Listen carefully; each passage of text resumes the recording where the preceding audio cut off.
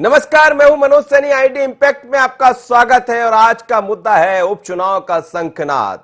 जी हां, उपचुनाव का आज से शंखनाद होने जा रहा है। उपचुनाव को लेकर सियासी घमासान दिखाई देने लगा। मिनी जंग का सज गया मैदान।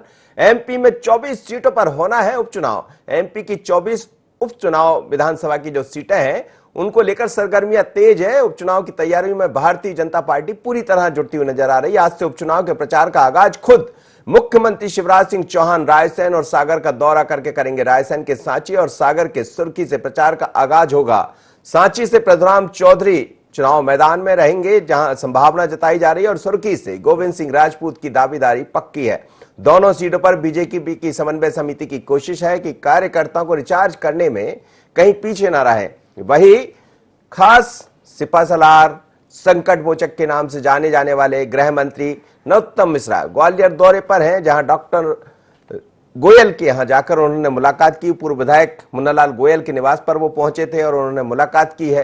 तो दोनों बड़े नेता, चाहे शिवराज सिंह चौहान की बात करें या डॉक्टर नरोत्तम मिश्रा की बात करें, दोनों इस समय प्रचार की तरफ आगे बढ़ रहे हैं। भारतीय जनता पार्टी, खासकर जहां हम देखें चंबल ग्वालियर में 16 सीटें हैं, तो उसको साधना एक बड़ी जिम्मेदारी है और इसका जिम्मा खुद डॉक्टर नरोत्तम मिश्रा के हवाले हैं। वेद प्रकाश शर्मा के निवास पर भी वो पहुंचे थे। साथ ही हमने देखा कि गोयल के निवास पर भी पहुंचे थे। कुछ दिन पहले गोयल पर हमला हुआ था। लेकिन ये खबर को आगे बढ़ाएं, जरा सुन लेते हैं कि बीजेपी आखिर किस तरह से उपचुनाव की तरफ बढ़ रही है। तो फाइनल है, पर औपचारिकताएं बाकी है। दो टिकट है, बाकी तो टिकट फाइनल है। और जो 2 टिकट हैं उसके बारे में हमारी चुनाव समिति निर्णय लेगी। कोई असंतोष नहीं, बिल्कुल भी असंतोष नहीं है। और कार्यकर्ता इस चुनाव के महत्व को समझ रहे हैं। वो जानते हैं कि आज प्रदेश की आवश्यकता शिवराज सिंह चौहान और भारतीय जनता पार्टी है। पिछली सरकार के मुख्यमंत्री ने किसानों को, नौजवानों को और महिलाओं को ठगा है, धोखा दिया है। इसलिए अब लोग गुस्से में हैं कांग्रेस के खिलाफ। निश्चित रूप से 24 सीटों पर भारतीय जनता पार्टी जीतने वाली है। नरेंद्र सिंह तोमर गुट सक्रिय है या कोई भी गुट नहीं है, यहाँ सब भारतीय जनता पार्टी के हैं। नरेंद्र सिंह तोमर गुट सक्रिय है या कोई भी गुट नहीं है, यहाँ सब भारतीय जनता पार्टी के हैं।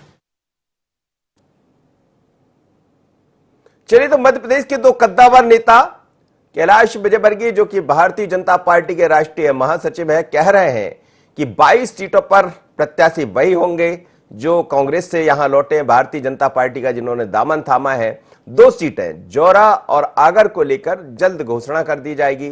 लेकिन साथ ही डॉक्टर नरोत्तम मिश्रा कह रहे हैं कि यहां कोई गुट नहीं है, यहां सब भारतीय जनता पार्टी है। और आप देखिए, इस समय मुन्नालाल गोयल बाजू में बैठे हैं, जो कभी पिछली दफा जब चुनाव लड़ रहे थे तो कांग्रेस के प्रत्याशी रहा करते थे। लेकिन समीकरण बदले, सियासत बदली और आज से उपचुनाव का शंखनाद खुद मुख्यमंत्री शिवराज सिंह चौहान सुर्खी और सागर से कर रहे हैं। चलिए बात करते हैं हमारे ब्यूरो चीफ आकाश से और समझते हैं, आकाश, क्या माना जाए, क्या आज से उपचुनाव का शंखनाद होने जा रहा है? रूप से मनोज जी, इसको उपचुनाव का शंखनाद ही कहा जाएगा कि जिस तरीके से मध्य प्रदेश की 24 विधानसभा सीटों पर उपचुनाव होना है और उसको लेकर आज से मुख्यमंत्री शिवराज सिंह चौहान ने स्वयं जो है कमान संभाल ली है। जिस तरीके से हम देखें कि कोरोना संकट काल के कारण मुख्यमंत्री शिवराज सिंह चौहान का दौरा अभी तक बाहर देखने को नहीं मिला था। मुख्यमंत्री शिवराज सिंह चौहान सबसे पहले इंदौर पहुंचे थे और उसके बाद अगर हम राजनीतिक कार्यक्रम की बात करें तो आज से जो है सीधे तौर पर मुख्यमंत्री शिवराज सिंह चौहान ने सागर, सुर्खी और सांची में जो है मुख्यमंत्री के 3 बड़े कार्यक्रम होने हैं। यहाँ पर वो जो है उनके साथ में हाल ही में जिनको जो है उन्हें अपनी कैबिनेट में शामिल किया है। सुर्खी से जो आते हैं गोविंद सिंह राजपूत, जो मंत्री भी है मध्य प्रदेश के खाद्य मंत्री, उनके साथ जो है उनके क्षेत्र में दौरा करने वाले हैं। वहां पे कई कार्यक्रमों में शामिल होने वाले हैं। सीधे तौर पर क्यों ये साफ है कि क्योंकि कैबिनेट में शामिल किया है कि जो अगला दावेदार है यहाँ से वो निश्चित रूप से गोविंद सिंह राजपूत ही रहने वाले हैं। इसके अलावा अगर हम ग्वालियर की बात करें तो ग्वालियर चंबल में 16 सीटें आती हैं और यहाँ का जिम्मा जो है मध्य प्रदेश सरकार के संकट मोचक के रूप में पहचाने जाने वाले मध्य प्रदेश के गृह एवं स्वास्थ्य मंत्री डॉक्टर नरोत्तम मिश्रा के जिम्मे है। और यही कारण है कि बीते 3 दिनों से अगर हम बात करें तो लगातार डॉक्टर नरोत्तम मिश्रा अपने क्षेत्र में सक्रिय नजर आ रहे हैं। मुन्नालाल गोयल जो पूर्व कांग्रेस विधायक है, उनका जो उनके साथ घटना घटी थी उसके बाद उनसे मुलाकात करने के लिए भी वो पहुंचे हैं। तो कुल मिलाकर क्षेत्र में सक्रियता बढ़ी है मंत्रियों की। और मुख्यमंत्री शिवराज सिंह चौहान के साथ साथ गृह एवं स्वास्थ्य मंत्री डॉक्टर नरोत्तम मिश्रा ने भी जो है चुनाव का जो जिम्मा है, जो मोर्चा है, वो यहाँ पर संभाल लिया है। कार्यकर्ताओं से लगातार वो संवाद कर रहे हैं और जो बार बार चीज निकल कर आ रही थी कि जो 22 पूर्व विधायक हैं जो कांग्रेस का दामन छोड़कर बीजेपी में शामिल हुए हैं, उनका सामंजस्य कैसे बिठाया जाएगा। जो क्षेत्र के ऑलरेडी चुने हुए जनप्रतिनिधि हैं या एक बार चुनाव हार गए, जिनको पार्टी से में अब दोबारा मौका नहीं मिल पाएगा इन पूर्व विधायकों के, कांग्रेस के पूर्व विधायकों के बीजेपी में शामिल होने से, तो उनको किस तरीके से संतुष्ट किया जाएगा। तो ये पूरी तरीके से क्षेत्र में जो जमावट होनी है जीत के लिए, उसकी तैयारी में एक तरीके से बीजेपी के दोनों बड़े नेता यहां पर जुट गए हैं। लेकिन आज जो कार्यक्रम है शिवराज सिंह चौहान के, वो किस तरह से रहेंगे, क्या माना जाए, क्या कुछ सौगातें देने वाले हैं? हालांकि देखिए अभी आचार संहिता लगी नहीं है, उस क्षेत्र में चुनाव की घोषणा नहीं हुई, चुनाव की तारीख नहीं सामने आई है, तो क्या कुछ देंगे भी वहां जाकर, क्या करने वाले शिवराज जी, और कैसा माना जाए जब ये जो सौगातें वहां मिलेंगी लोगों को, तो इसका असर कितना उपचुनाव में दिखाई देगा? जी निश्चित रूप से मनोज जी, सौगातें तो मुख्यमंत्री शिवराज सिंह चौहान उस क्षेत्र की जनता को देंगे ही देंगे, लेकिन एक बड़ी बात है क्योंकि कोरोना संकट काल के बाद पहली बार मुख्यमंत्री शिवराज सिंह चौहान उस क्षेत्र में पहुंच रहे हैं। तो जिस तरीके से मुख्यमंत्री शिवराज सिंह परिचित अलग अंदाज भी है कि जिस तरीके से वो लोगों से मुखातिब होते हैं, तो सबसे पहले जो क्षेत्र की जनता है, जो ग्रामीण है, उनसे जो है वो आकाश आप अपना माइक ठीक करिए, बार बार उसमें दिक्कत हो रही है, थोड़ा सा उसको ठीक है जी, अपनी बात पूरी कीजिए। जी बिल्कुल, अगर हम बात करें मनोज जी, तो मुख्यमंत्री शिवराज सिंह चौहान जो है लगातार सक्रिय नजर आए हैं। और अगर हम बात करें तो कोरोना संकट काल के दौरान सरकार ने जो तमाम काम मध्य प्रदेश सरकार ने जनता के हित में किए हैं, ग्रामीणों के हित में किए हैं, और खास तौर पर जो श्रमिक वर्ग आया है दूसरे राज्यों से मध्य प्रदेश में, उनकी घर वापसी हुई है, वो अपने घर लौटे हैं, उनसे यहाँ पर जो है मुख्यमंत्री सीधा संवाद करने की कोशिश करेंगे। और उसके बाद उसके साथ साथ सरकार ने रोजगार देने के लिए इन श्रमिकों के लिए क्या व्यवस्था की है, इन तमाम चीजों की जानकारी जो है कार्यक्रमों में देंगे और जनता से सीधे संवाद करने की मुख्यमंत्री की जो कोशिश यहां पर होगी। क्योंकि सीधे तौर पर अगर हम बात करें तो सौगातों के साथ साथ जिस तरीके से मुख्यमंत्री का जो एक अलग अंदाज है कि वो सीधे जनता से जुड़ने की कोशिश करते हैं, और यही कारण है कि पिछले 15 सालों का अगर हम बात करें, बीजेपी सरकार की ट्रैक रिकॉर्ड की बात करें, तो जनता का जनादेश भी उनको इसीलिए मिला है। और यही कारण है कि मध्य प्रदेश में अगर चलिए, जनता का जनादेश तो खैर 2018 में नहीं मिल पाया था, लेकिन जनादेश बदल गया और भारतीय जनता पार्टी की सरकार है। लेकिन अब बारी है कि जो जनादेश कम रह गया था उसको पूरा कर लिया जाए, देखेंगे क्या होता है। लेकिन आज से उपचुनाव का शंखनाद हुआ। आकाश आप बने रहिए, प्रयास रहेगा, फिर एक बार लौटेंगे आपके पास। लेकिन दोनों गेस्ट मेरे साथ इस वक्त जुड़ रहे हैं, मेरे साथ इस वक्त जुड़ रहे हैं दुर्गेश शर्मा और आशीष अग्रवाल जी, भारतीय जनता पार्टी के प्रवक्ता। दोनों मेहमानों का धन्यवाद। दुर्गेश जी, आज से उपचुनाव का शंखनाद कर दिया है भारतीय जनता पार्टी ने, कांग्रेस क्या करने जा रही है? कांग्रेस जनता के बीच में, जनता के सवालों के साथ में फिर से चुनाव में जाएगी और पूरी तरह से कांग्रेस तैयार है हर स्थिति में चुनाव के लिए। हमारे कैंडिडेट तैयार हैं, सारी तैयारियों के साथ में हम चुनाव के लिए मैदान में हैं। कमलनाथ जी के निर्देशन पे हर जगह चुनाव जीतेगी, क्योंकि जनता अब की बार चुनाव कोई पार्टी और उसके बीच में नहीं है। जनता को छला गया है, जनता के संग धोखा हुआ है, जनता के वोट को बेचा गया है। तो चुनाव जनता की वोट की जो कीमत लगाई है उसका और जनता के विश्वास का जवाब देने के लिए भारतीय जनता पार्टी को आगे आना पड़ेगा। जी आशीष जी, आज से माना जाए कि चुनाव का शंखनाद, उपचुनाव का शंखनाद कर दिया भारतीय जनता पार्टी ने। शिवराज जी आज सागर पहुंच रहे हैं और साथ ही रायसेन भी पहुंचेंगे। दोनों जगह उपचुनाव होना है, सुर्खी से होना है और सांची से होना है। साथ ही हम देख रहे हैं डॉक्टर नरोत्तम मिश्रा ग्वालियर में थे और मुन्ना लाल गोयल समेत तमाम सारे नेताओं से मुलाकात की है। देखिए मनोज जी, हम तो हमेशा से ऐसा कहते रहे कि भारतीय जनता पार्टी एक जीवंत संगठन है, और जब हम सत्ता में रहते हैं तब भी जनता के बीच जाते हैं, और जब नहीं रहते तो आपने देखा होगा कि 15 माह में कि कमलनाथ तो अपने केबिन में बंद रहते थे, मगर बाढ़ पीड़ित किसानों की बाट जोने सिर्फ शिवराज सिंह जी चौहान जाते थे और हमारे नेता जाते थे। तो जन संपर्क, ये हमारी जन चेतना, ये हमारी पार्टी की रीति नीति है और वो लगातार चलता रहेगी। हम प्रशासनिक कार्य भी करेंगे, साथ ही साथ अपनी विचारधारा को बढ़ाने के लिए भी सतत प्रयासरत रहेंगे। लेकिन आशीष जी, शुरुआत वहीं से हो रही है जहां दो उपचुनाव है और निश्चित रूप से महत्वपूर्ण होंगे, क्योंकि कांग्रेस के जो लोग हैं वो अब आपके साथ हैं, उन्हीं को टिकट दिया जाना, जैसा कैलाश विजयवर्गीय थोड़ी देर पहले बात भी हुई उनसे, उनका बाकायदा बयान भी सामने आया कि बहुत स्पष्ट है वही 22 लोग चुनाव मैदान में होंगे जिन्होंने दामन थामा भारतीय जनता पार्टी के हो गए वो अब, और उसी दोनों जगह से आज शुरुआत कर रहे हैं शिवराज जी।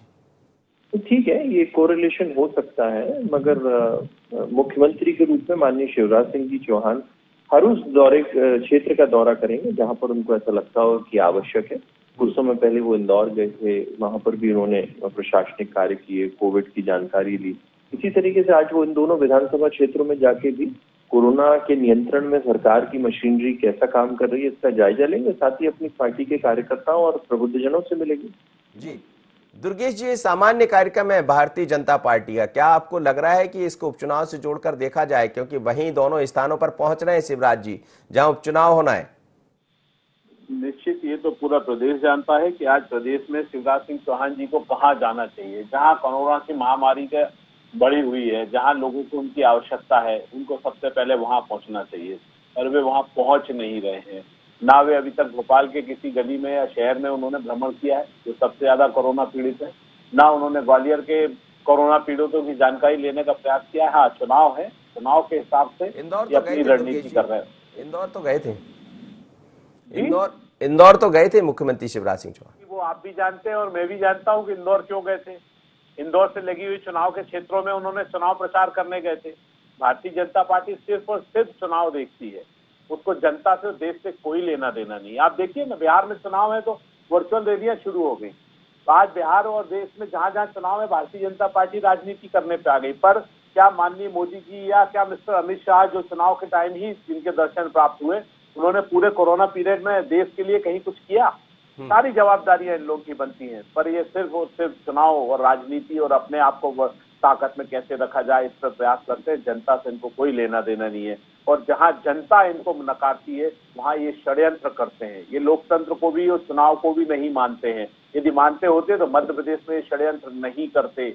इन्होंने मध्य प्रदेश में षड्यंत्र से सरकार बनाई है, और देश में जहां जहां है ये आधी से ज्यादा जगह षड्यंत्र से बैठे हुए हैं।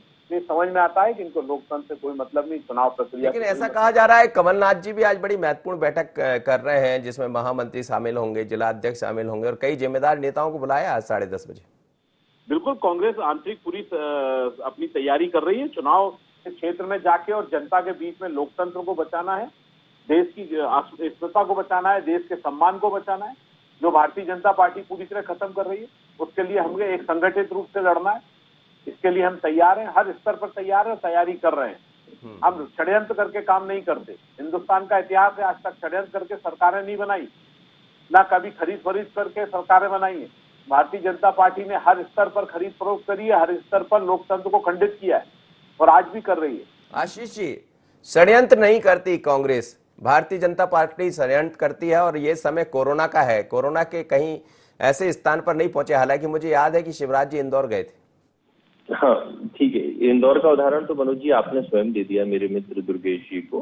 बाकी भोपाल की गलियों में, भोपाल के हर बाजार में खड़े होते हुए आप ही के चैनल पे मैंने शिवराज जी को देखा है। बल्कि जिस दिन हमने 23 मार्च को शपथ ली उसके रात 10 बजे जाके शिवराज जी ने सबसे पहले मंत्रालय में अपनी कार्यशैली का परिचय दिया और जनता के हर वर्ग से जुड़ के कोरोना के मामले में मध्य प्रदेश ने एवरेज नेशनल जो है उससे बहुत अच्छा कार्य किया है। बाकी राजनीतिक पर्यटक के रूप में जिस व्यक्ति के लिए ये शब्द इस्तेमाल होता है वो राहुल गांधी है। वो तो जब संसद चलती है तब भी संसद अटेंड नहीं करते और बैंकॉक में छुट्टियां मनाते हैं।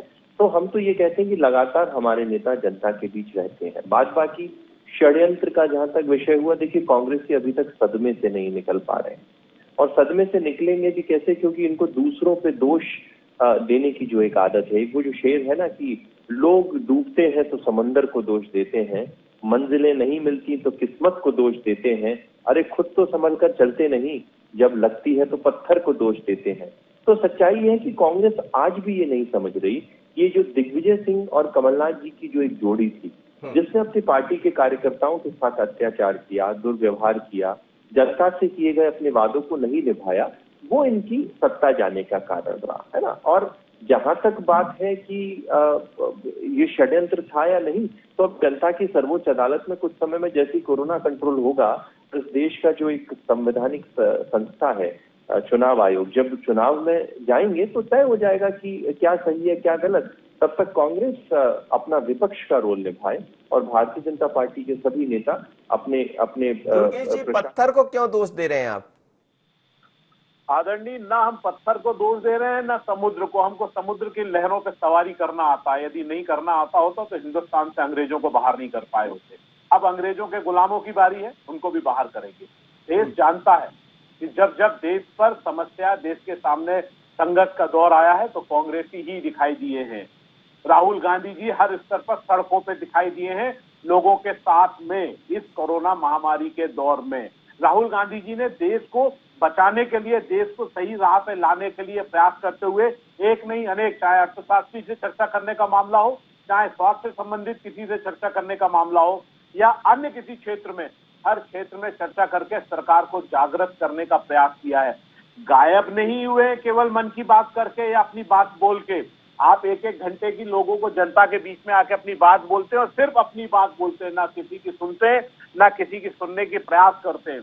ये सबसे बड़ा दुर्भाग्य है आज देश के अंदर कि हो वो रहा है जो आप षड्यंत्र के रूप में करना चाहते हैं, और होना वो चाहिए जो जनता के लिए हितकर होता है। और हिंदुस्तान का इतिहास है, हिंदुस्तान में आज तक कांग्रेस ने ही सबसे। दुर्गेश जी, लेकिन एक सवाल है कि आप बैठ के कर रहे हैं, निश्चित रूप से आपकी अंदरूनी तैयारियां होंगी, लेकिन भारतीय जनता पार्टी जैसे भी फील्ड पर पहुंचना शुरू कर दी है तो चैलेंज बड़ा है, क्योंकि 22 सीटें आपकी खाली हुई है और आपके लोग खाली हुए हैं और नए कैंडिडेट आपको खड़े भी करना है। चैलेंज बड़ा है और चैलेंज हमारे साथ साथ जनता के सामने भी खड़ा है।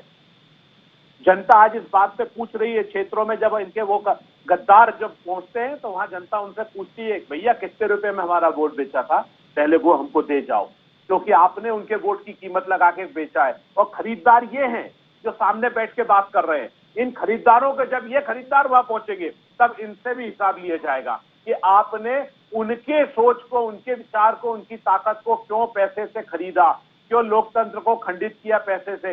ये तो देश का इतिहास ही बदलना चाह रहे हैं। ये देश में लोकतंत्र को ही खत्म करना चाह रहे हैं। ये जहां चाहते हैं वहां पैसे से सरकारें पलट देते हैं।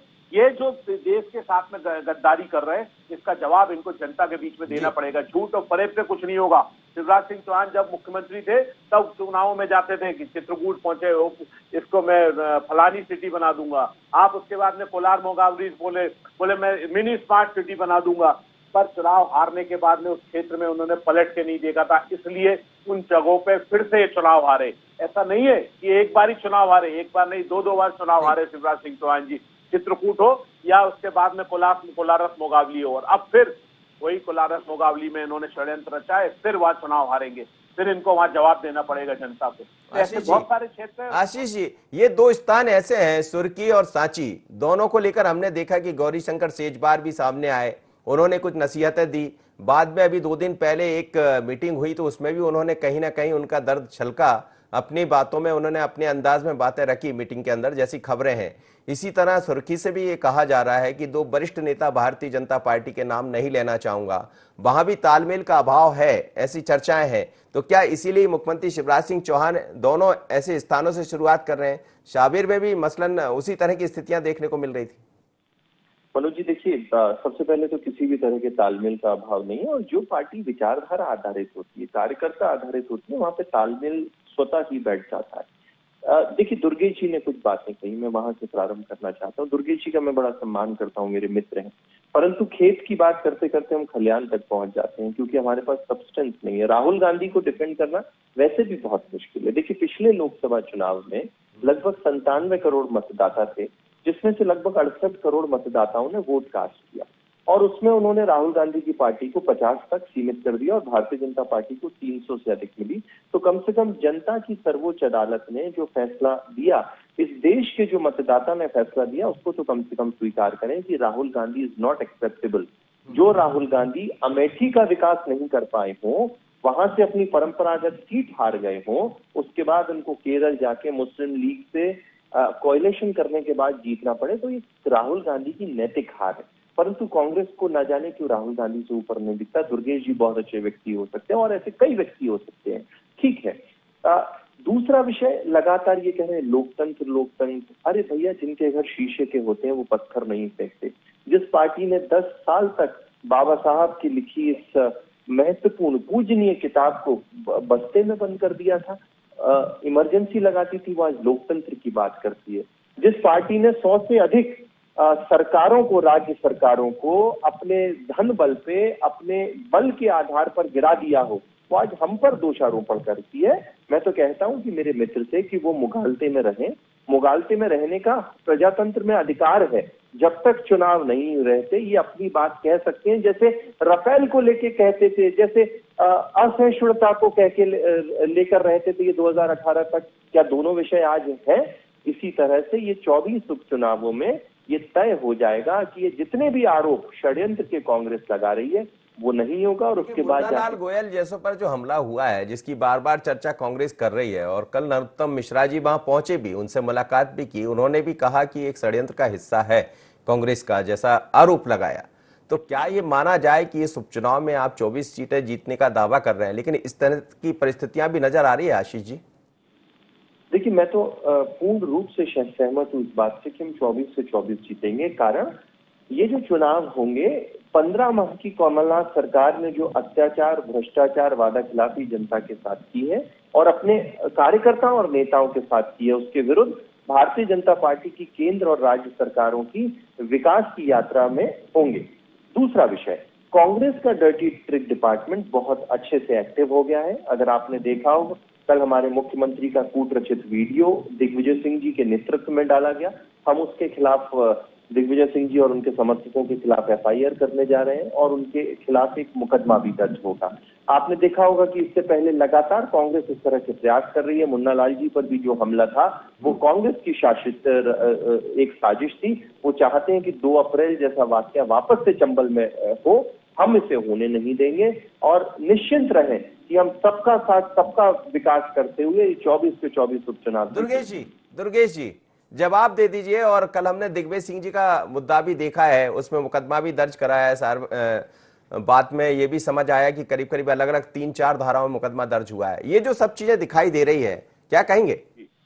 बिल्कुल, जो आप माननीय कह रहे हैं और जो चीजें दिखाई दे रही हैं, जैसे आप 2 लोगों का नाम लेने में सकुचा रहे थे, गोपाल भार्गव जी का और भूपेंद्र सिंह जी का, वे स्थिति यह है कि भारतीय जनता पार्टी के अंदर आंतरिक कलह चल रही है और भारतीय जनता पार्टी में हर नेता दूसरे नेता का पूरा अस्तित्व खत्म करने का प्रयास कर रहे हैं। चाहे नरोत्तम मिश्रा जी जो सुपर CM है, वो माननीय CM को खत्म करने का प्रयास कर रहे हैं और CM माननीय सुपर CM के ऊपर हमला कर रहे हैं। ये चीजें सब दिख रही।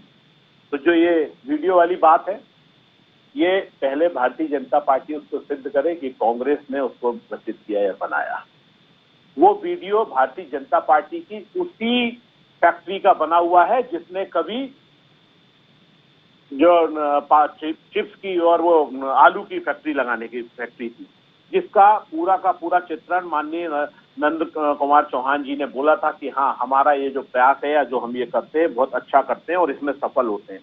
तो ये भारतीय जनता पार्टी अपने चरित्र का प्रस्तुतिकरण दे रही है। भारतीय जनता पार्टी की आंतरिक कलह है जो दूसरों के सामने आ रही है किसी भी तरह। आज चाहे शिवराज सिंह चौहान का वीडियो हो या कोई और हो। अब आप सोचिए, इमरती देवी जो इनकी नेता है, जिनके नेतृत्व में माननीय को ग्वालियर में क्षेत्र में काम भी करना है, वे धमका रही हैं, आंखें फोड़ देंगी। किसको बोल रही हैं? अपने कार्यकर्ता को। ऑडियो वायरल किसने किया? निश्चित या तो इमरती देवी ने खुद ने किया लोगों को धमकाने के लिए, या उस व्यक्ति ने जिसको उन्होंने धमकाया। ये दोनों कौन है? भारतीय जनता पार्टी के कार्यकर्ता और नेता जी। तो भारतीय जनता पार्टी हर स्तर पर षड्यंत्र में रहती है, षड्यंत्रकारी पार्टी है और षड्यंत्र करती है, पर अपने षड्यंत्र को दूसरे के ऊपर डालने का प्रयास भी करती है।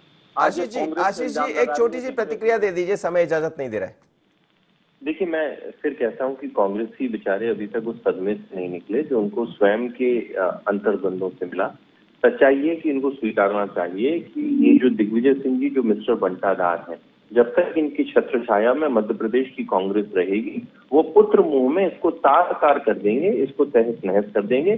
कांग्रेस का दलित विरोधी चेहरा भी आपने देखा किस तरह से फूल सिंह बरैया को इन्होंने अपना पार्टी का नॉमिनेशन करवाया और उसके बाद 2ym दर्जे पर यह तय कर दिया कि कांग्रेस ने उनका अपमान किया। चलिए, आप दोनों मेहमानों का बहुत बहुत धन्यवाद, बहुत बहुत धन्यवाद। आशीष जी मेरे साथ जुड़े, साथ ही दुर्गेश शर्मा और हमारे ब्यूरो आकाश। लेकिन मध्य प्रदेश में आज से उपचुनाव का शंखनाद भारतीय जनता पार्टी करने जा रही है और उसका उदाहरण भी देखने को मिलेगा सागर की सुर्खी सीट पर और साथ ही रायसेन की सांची में, जहां शिवराज सिंह चौहान पहुंचेंगे। लेकिन उससे पहले डॉक्टर नरोत्तम मिश्रा मुन्ना लाल गोयल से मिले और तमाम सारे नेताओं से चंबल में, ग्वालियर में मिलकर इस तरफ अब दिखाई दे रहे हैं कि भारतीय जनता पार्टी उपचुनाव की तरफ पूरी तरह बढ़ चली है, चुनावी मोड पर आ रही है। लेकिन कांग्रेस के अंदर खानों में यह चर्चा है कि अंदरूनी तरीके से कांग्रेस भी पीछे नहीं है, लेकिन बड़ी रणनीति के साथ आगे बढ़ रही है और इसीलिए कमलनाथ लगातार बैठकों में लोगों को बुला रहे हैं, उनसे चर्चा कर रहे हैं।